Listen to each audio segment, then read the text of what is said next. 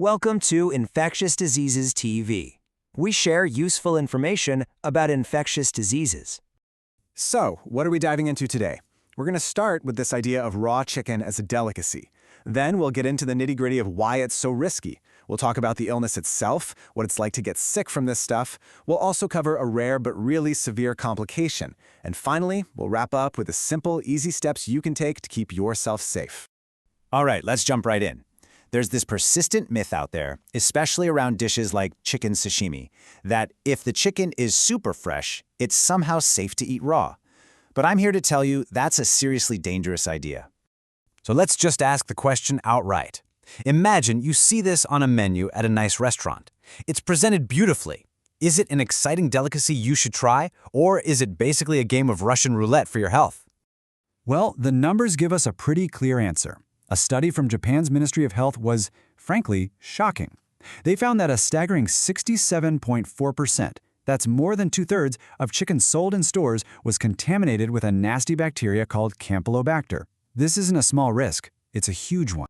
So that begs the question, right? Why is that number so incredibly high?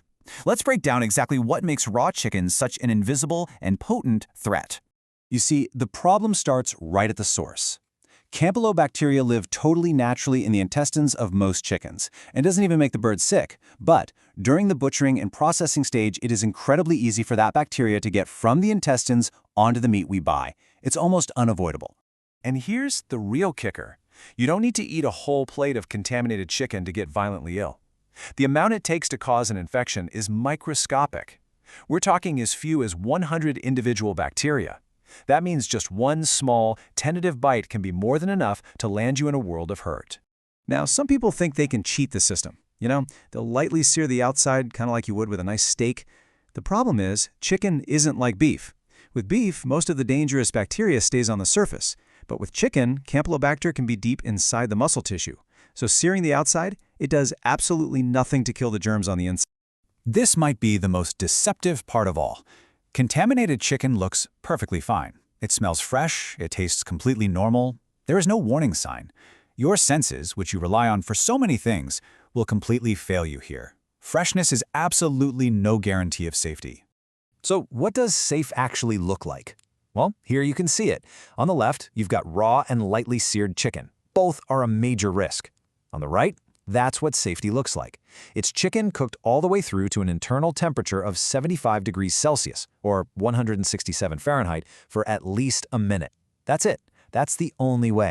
Okay, so let's say you roll the dice and lose. What actually happens when you get infected? Because this is way more than just a little stomach bug. The symptoms are, well, they're brutal. We're talking about intense stomach pain and cramping. Diarrhea so bad it can happen more than 10 times a day. A fever that makes you feel awful.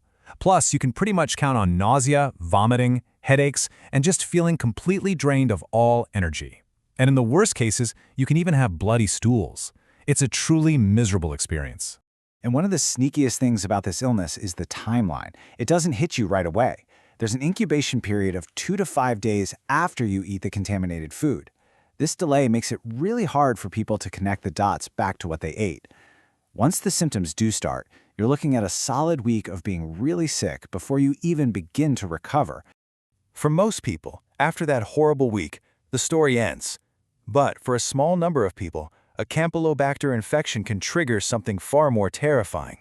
It's called Guillain-Barré syndrome, or GBS. It's a terrifying disorder where your immune system gets confused. It's trying to fight off the Campylobacter, but it makes a mistake and starts attacking your own nerve cells instead. This can lead to weakness, tingling, and in severe cases, actual paralysis that can affect your ability to breathe. Now, let's be very clear. This is rare. It's estimated to happen in about 1 out of every 1,000 Campylobacter infections. But while the odds are low, the consequences are devastating. It can lead to months or even years of rehabilitation. It's a powerful reminder that what starts as just food poisoning can actually become a life-altering event. Okay, that was a lot of scary information, I know. But here's the good news. Preventing every single thing we've talked about is actually incredibly easy, and it's completely in your hands.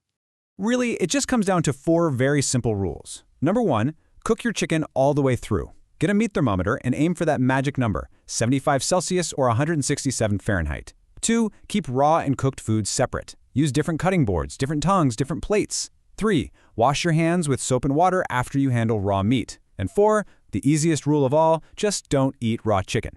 Period. Let's think about a classic backyard barbecue, a place where these mistakes happen all the time.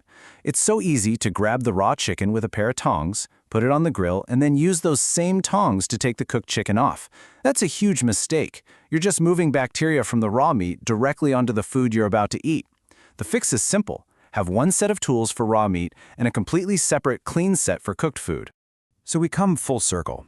Knowing what we know now, the sky-high contamination rates, the invisible nature of the threat, the brutal illness, and the small but real chance of a life-changing complication, is the idea of freshness really enough to make you gamble with your health? I think the science makes the answer pretty clear. It's just not a risk worth taking. This is Infectious Diseases TV. Please like and subscribe.